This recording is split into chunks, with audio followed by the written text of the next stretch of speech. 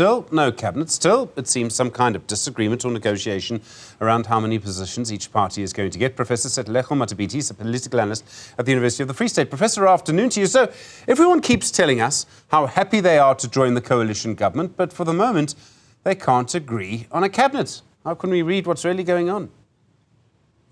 Hi, good afternoon, Stephen, and good afternoon to your viewers. This is yet once again indicative of what I strongly believe that many South Africans perhaps did not even imagine that we will reach this stage. But I do understand, look, these are very critical, sensitive discussions.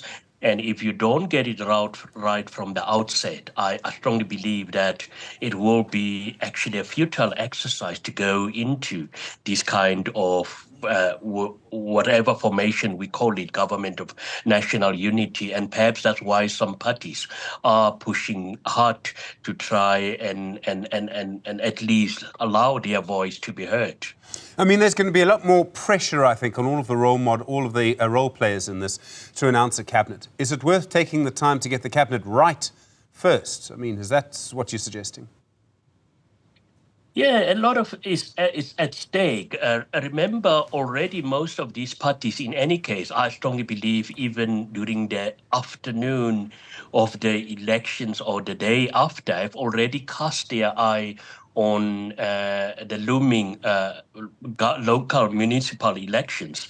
And for that reason, and for many other reasons also, in terms of political posturing and how you position the party. So what you get out of this, because there's also a situation, will you ever get an opportunity? In as much as, no matter how narrow such a view is, but behind the scenes, I strongly believe that these factors do play a role as to how these political parties are approaching these negotiations.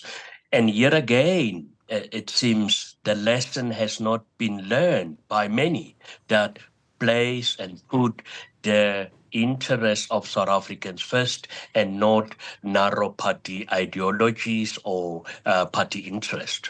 There's so much that's going on here. I mean, it would seem the real tension may be between the ANC and the DA. They're the two biggest parties, and they can govern without any of the other parties. But now, with all of the other parties in this coalition, I mean, the ANC is coming close to being able to govern without the Democratic Alliance. I don't know if that would really be workable, but it's slowly looking more and more possible. Yes, I foresee a situation like that. Actually, we're slowly moving towards a stage where perhaps the African National Congress will feel so emboldened by the number of all these smaller parties that have joined it. But I also believe that if you are an ANC strategist, you will be very cautious to follow that route, because what happens because you've got to appease so many small parties, and what happens if some of these parties members do not pitch up or try to throw you under the bus, proverbial bus under the bus, when the ANC will need them the most. And I think that perhaps that is why for now the African National Congress is perhaps playing for some time by at least showing that they want to do want to accommodate the Democratic Alliance. But the DA also, and I've already seen some of the comments from some of these opposition parties labeling the Democratic Alliance a political bully. And the question is, what is going to happen going forward? And these are the issues that I strongly believe that needs to be ironed out. But I don't know how long of time will they still need to try and deal and navigate around some of the outstanding issues. And Professor, I mean, the obvious question that follows on from all of this, if these parties can't agree on a cabinet, I mean, can they really work together? If it's taking so long for them to hammer out this deal, can you imagine what's going to happen when they have to make a real decision about governance? Yeah, no, well, and that has been one of our greatest weaknesses in South Africa. We got a glimpse of how political parties, whether they now call themselves with what I would call a convenient label, the so-called progressive forces, but we are where we are today in terms of our municipalities because of the chaotic situation and politics of these political formations. And yeah, it's gonna be one of the most interesting 5 years that many South Africans have ever been able to endure.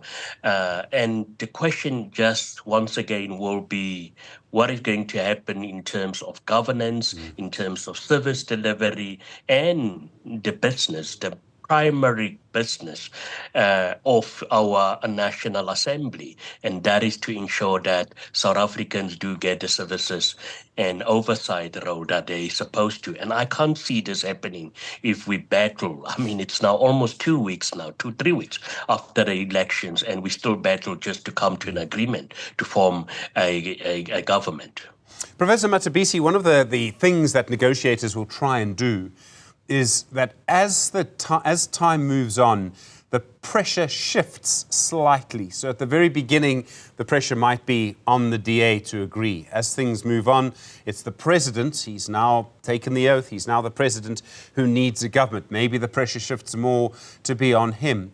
How's that pressure going to ebb and flow? The longer this goes on, does this put President Ramaphosa under more pressure?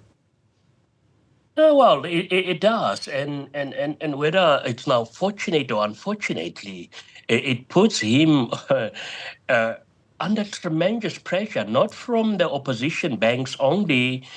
Within the government of national unity, you still have the other forces, but also within its own party, and that in itself. But perhaps the president has already made up his mind, and those who support him, to say, look, this is your second and perhaps final term, so there's nothing to fear. You come in guns blazing, do what you're supposed to do.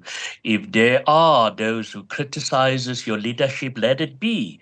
But it is going to be also one long term for the president because of the sometimes undue pressure, because now you need to constantly not only negotiate within your and consult within your own party, but also within this new structure. Professor Sethulego Matebese, thank you. Really do appreciate the time. Professor of Sociology at the University of the Free State. Well, more to come. I don't know if we're going to get a cabinet this newsfeed, but we can always be optimistic.